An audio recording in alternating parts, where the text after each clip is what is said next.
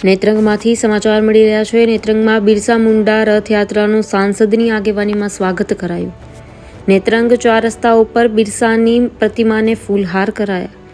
ભગવાન બિરસા મુંડાની 150મી જન્મજયંતિ નિમિત્તે ગુજરાતના રાજ્યપાલ આચાર્ય દેવવ્રતજીએ ધરતી આબા જનજાતીય ગ્રામ ઉત્કર્ષ અભિયાનની શરૂઆત કરાઈ હતી, જેમાં કેન્દ્ર રાજ્ય સરકારે ભગવાન બિરસા મુંડા રથયાત્રાની શરૂઆત કરતા આજરોજ નેત્રંગ 4 રસ્તા પર આવી પહોંચતા ભરૂચ સાંસદ મનસુખભાઈ વસાવા અને આદિવાસી સમાજના આગેવાનોએ ફૂલહાર પહેરાવી સ્વાગત કર્યું હતું।